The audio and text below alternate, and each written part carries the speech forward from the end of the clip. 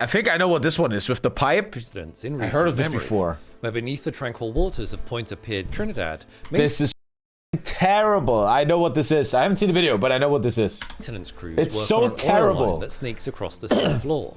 A high-pressure job that not only seals pipelines, but also fates. This is the story of the Paria diving incident. Welcome to Which, if this is the one I mean, it's the terrible thing is that the company didn't try to save them. The company tried to keep everything hush-hush, so they didn't try to save these people. They did nothing to help them. A series that I'm calling scientifically. There's a single survivor who like sued them, and there was a crazy law case, and they tried to come over. Because this story is still unfolding to this day. On February 25th of 2022, in the warm waters off the coast of Trinidad, 5 commercial divers are carrying out what should be a routine underwater oil pipeline near a port facility. The team includes Christopher Budram, Kazimel Jr., Yusuf Henry, Fazal Kurban, and Rishi Nagazar, all experienced divers. Their task was to make repairs at Berth 6, an underwater riser pipeline used by the Paria Fuel Trading Company. To do this, the divers were working in a hyperbaric chamber, an underwater habitat maintained under pressure to provide a dry working environment. As part of the repair, the crews must remove an inflatable plug inside the pipeline, inserted into the pipe to seal it and prevent remaining hydrocarbons from escaping out into the environment. Around 3 PM, GoPro footage captures Kazimel Jr. as he collects a wrench required for crazy how they even have footage and shit and hands it to Chris Budram, who hands it off to another member of the repair team. As Kazimel Jr. begins to lift himself out of the water, and he doesn't know what's about to happen, bro. His team begins to loosen the inflatable plug. But unbeknownst to them, the pipeline beyond the plug is essentially a vacuum. It has been drained of oil weeks earlier, leaving an empty space where temperature changes, trapped air, or the weight of the ocean itself. This was 2022? Whoa, whoa, really? Between the pipeline and the platform. This scenario that was 2022. is known as delta P, or wow, differential that pressure, just happened. Where the pressure difference can generate thousands of pounds of force. That's so crazy, man. The moment the plug loosened, the chamber was cast into chaos.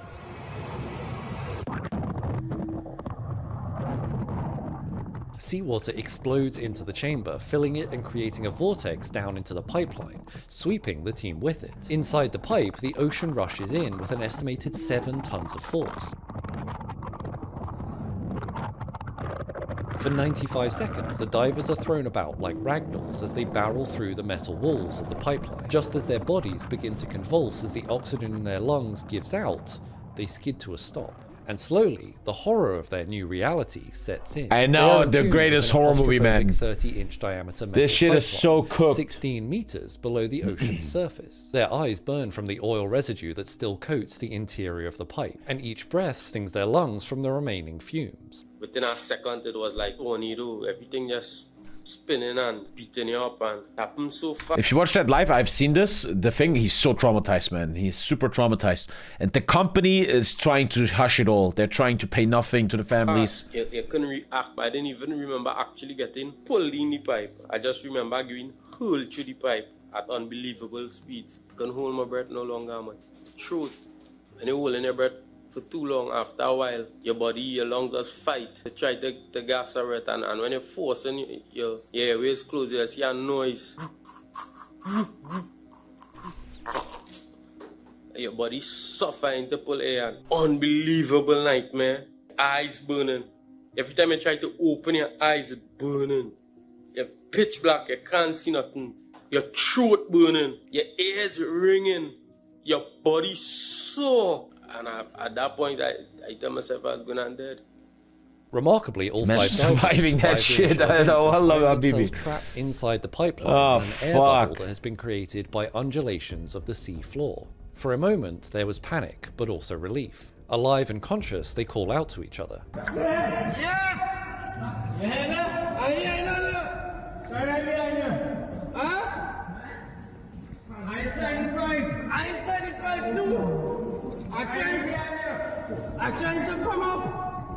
Somewhere in the darkness, Chris Budram realizes they even have footage of that, bro. What? Possibly dislocated or fractured, as well as his ankle. The others call out with similar injuries. Guys, everything alright with you? No. Any element break? Your leg, alright. Yusuf, anything happened to you? Yeah, boy. Yeah, boy. These Despite guys are all the dead, by the way. kicks in, Oh, they fuck. must find a way out. But the divers don't know exactly how far they've been pulled or which direction they are now facing. Oh, that One is so end of this fucked, pipeline dude. leads back to the subsea habitat where they came from. The other way leads to Berth 5, an onshore refinery which has been firmly sealed due to the repairs. After some debate, they make their best guess at a direction and start to drag their battered bodies through the pipeline. As they do, they come across an oxygen tank, which they periodically take sips from to keep clean air in their system. By the way, this and is fight all off the pitch impending black, right? nausea It's and pitch delirium. fucking The black. going is slow and tough. Slipping against the pipe residue and injured by the trauma, several of the men can only move for moments at a time before exhaustion sets in and they need to Dude, rest. can we all appreciate that we're sitting in our little apartments and we have like freedom? Everybody do this. Here. You can't do that when you cave. Look at that, man. Look at that. Yeah. Oh. They also start to notice another problem. The water level in the pipeline Oh, is no. slowly starting to rise Oh, as they no. head into a downward section of the line. They continue onward on their backs until Chris Budram has only 6 inches of air remaining between his nose and the top of the pipeline. It is around this time that Chris comes across a second oxygen tank, but also a How lucky. realization that they can't continue like this. Chris, still able to move forward, suggests that he will take one of the 2 oxygen tanks and push on to find help. Can't go no more further like this. There's a lot of water ahead. We only have 2 tanks. Dude, what this man went through. Holy shit, dude. I make them understand the situation. Leaving the other 4 men behind in the darkness. How lucky he is rest to in be a the small first air in the pocket line. in the pipeline, sharing whatever breathable air remains. Chris uses his remaining good arm and legs to pull himself through the flooded pipeline. As the water fills the pipeline entirely, he flips over onto his front, pushing the tank ahead of him and starts to swim, not knowing if he's headed towards safety or deeper into trouble. Slowly, he starts to notice that it becomes harder and harder to draw air from the tank. His oxygen supply is running out, and he knows his only hope is finding another air pocket somewhere within the pipeline. As each The breath panic gets you must harder, have, man. You're just, it's pitch black, right? You're like, imagine this. Close your eyes. Oh, wait, that's your mom. I got you there. Dude. That is when you, harder to whoa, pull in, he takes holy what he shit, believes man. to be his final breath from the tank, and just as he thinks his fate is sealed, he collides with a That is, second air tank. dude, that guy must believe in God. That guy is going to church every Sunday praising the motherfucking Lord and Savior. Dude, what? He just finds it. You gotta be kidding me, dude. What? Frantically driving the tank into his mouth, he Fake gasps news. for oxygen and also takes in a mouthful of oil collected as the tank has scraped across the residue of the pipeline. Swallowing the oil, but now with oxygen in hand, he frantically pushes on. Minutes slowly pass, each more agonizing than the last, until finally he breaks through the surface of the water into a secondary air pocket. You mentioned this time the halfway hope. filled with water. As Chris moves through the air pocket, he comes across a third oxygen tank, and as he does so, he hears a noise behind him, and from the water emerges Faisal with the remaining oxygen. Oh, shit. Faisal urges Chris to pause and rest, but Chris refuses, saying they've already been in the pipeline too long already. As Chris pushes on ahead, Faisal pauses to rest, promising to follow behind him. Now carrying his 2 oxygen tanks with him, it is only a short swim further of 10 to 20 meters before Chris again collides with something, this time the upward bend of the pipeline. He has made it to one of the berths. Unsure if he's at berth 5 or 6, he knows that he is now moments away from discovering potential escape or certain death. As he heads Imagine you go up in the pitch black, whoop, and then you hear just bong, and you're at the wrong line. Oh my God, imagine, right? Bong. Oh. I am so happy my life is so easy, up bro. the vertical section of the pipe, he doesn't find the inflatable plug that would have otherwise been in place sealing berth 5. He has Oh, he found must the have felt dive so chamber, great. But to his astonishment, no rescue team is there to meet him. His heart sinks. He drops the half-full tank below him, knowing that it would descend slowly in case Faisal was surfacing beneath him. But as he reaches out to pull himself out of the pipeline, he finds the rim of the pipe sits just inches out of reach. No! Exhausted, he clings to a chain which hangs in place and prays someone will find him. Time passes agonizingly slowly as he sits in the darkness. Then suddenly, he hears a knock on the outside of the pipeline. Instinctively, he knocks back. Close to blacking out, faint and exhausted, a light suddenly emerges into the dive chamber above. And at 6 p.m, now What's more up, than bro? 2 What are you hours doing? after the initial incident, Chris is finally pulled free. The crews on the dive barge haul him aboard, battered, covered in oil and coughing up water, but alive. He immediately tells the others that the 4 other men are still down there, alive as far as he knows, and pleads with them to mount a rescue immediately. Divers topside are gearing up to do just that. Several volunteers, including the son of one of the trapped men, are getting ready to go back down to the habitat and into the pipe, because with every passing minute, the available oxygen remaining in the pipeline dwindles. First, a short dive attempt is made to the bottom of the elbow, where the air tank Chris dropped is retrieved, and some accounts also tell of divers knocking on the outside of the pipeline at various points and hearing knocks back from the trapped men inside. But shockingly, it is at this critical moment in the rescue effort that it is halted. The officials in charge of Paria Fuel Trading, the company that operates the pipeline, decide it is too dangerous to send in rescue divers, as there is no commercial dive equipment available on site. Instead of an immediate rescue, a slow, cautious approach is taken, and despite the arrival between 6 and 7 p.m. of 2 further dive vessels, both fully equipped with commercial diving equipment, the company decrees a total ban on diving, fearing a secondary Delta P event could still occur. Around 8 p.m, bangs are heard on the pipeline near berth 5. Coming on the pipeline, we were hearing knocking. The divers were hearing knocking. Hearing of the accident, families of the divers now wait in the refinery car park, desperate for further news. Throwing a rope or Later in the something? night, the dive team bring in an ROV to the entrance of berth 6 and try and probe the pipeline to locate the men. This process takes several hours and ultimately fails as the ROV becomes tangled in one of the oxygen tanks remaining in the pipeline. Good job, At guys. 2:30 Good AM, job, now everyone. On Saturday, bangs are again heard at the riser of the pipe of berth 5. All through the night of February 25th Oh and my into the God, weekend, just threw the families fucking and hole in the colleagues of pipe, trapped man. men wait in agony for news. But the Paria Trading Company doesn't communicate with them. Hope remains firm that maybe the 4 divers found a stable air Alter. pocket and could So survive for many fucking, further hours. Divers on standby are reportedly itching and ready to go, some even willing to take the risk and dive without official approval. Fucking An heroes. Imagine these men. They're willing to fucking go with suggests the that normal Chris even equipment. tries to check himself out of the hospital Scary. to mount his own Thank you, rogue Scottish. rescue operation. But the command holds firm.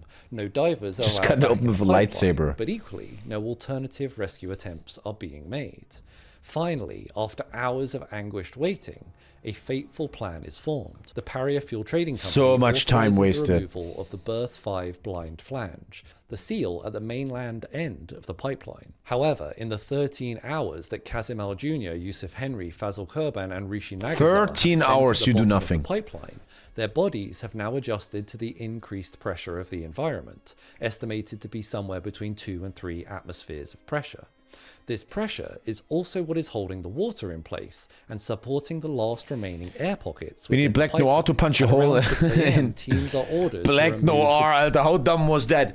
I fucked you up, bro. I'm just gonna turn around so you can stab me. Oh, I'm dead. Fucking idiotic Berth TV 5 show, bro. flange, and The just voice a is split so second, shit. The pressure in the pipeline drops from 2 atmospheres to 1. Immediately, the water level in the berth 6 riser is seen to drop by about 11 meters as the water rushes to redistribute through the pipeline, forcing out remaining air pockets and flooding it entirely. In this moment, the 4 trapped men's fates are sealed. Either they succumb to the effects of rapid decompression as gas bubbles form in their blood supply, or alternatively as the air pockets collapse, they simply drown. We don't know what happened in between, but it wasn't until 6 p.m. that night, 12 hours later, So that the much families time were wasted, notified Alter. that efforts had moved from rescue Wow. to retrieval. On Monday, 28th of February 2022 at around 6 p.m, the bodies Did of fucking Kazim Al nothing. Jr., Yusuf Henry and Faisal Kurban were retrieved from the pipeline. The 4th diver, Rishi Nagazar, was retrieved a few days later in the early hours of Thursday, the 3rd of March. The later autopsies revealed that all trapped men had survived at least until Saturday morning, with one potentially surviving until Monday. Devastated by this outcome, an official commission of inquiry was convened in 2022 to investigate the incident. In late 2023, the findings it delivered were damning. The commission reported that Paria had no proper rescue plan in place for such an emergency, and that it had not made any real attempt at rescue. During the inquiry, Paria officials had stated that they had no legal responsibility to rescue the men once the accident had occurred, fearing exposing themselves and the company to greater liability. The commission condemned Paria's actions and inaction as amounting to gross negligence, possibly criminal. Please tell me they're in fucking The prison. management of this incident on that day. Excellent. Thank you very much. 4 men died in an incident that you were to manage, and you consider that excellent. This stance prioritizing Enemies of the world, reliability these people. concerns over the Enemies. urgent life-saving efforts required outraged many. It's a balancing act, right? It might be a different balancing act if it was your father that was in the pipe or your son.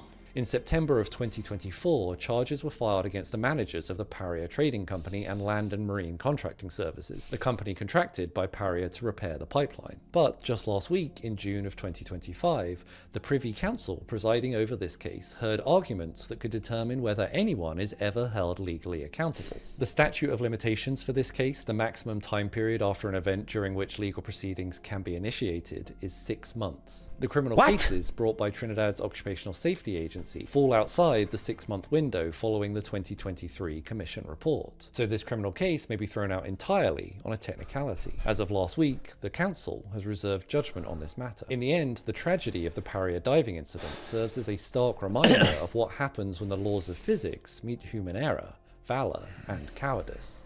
Just as Mother Nature abhors a vacuum, we must abhor This is those some who VOD hold shit, man. This is some The Boys VOD shit, Because man. everything inside me open and rescue. You know? Everything inside me open and rescue was going on. Nobody was making an attempt to rescue me.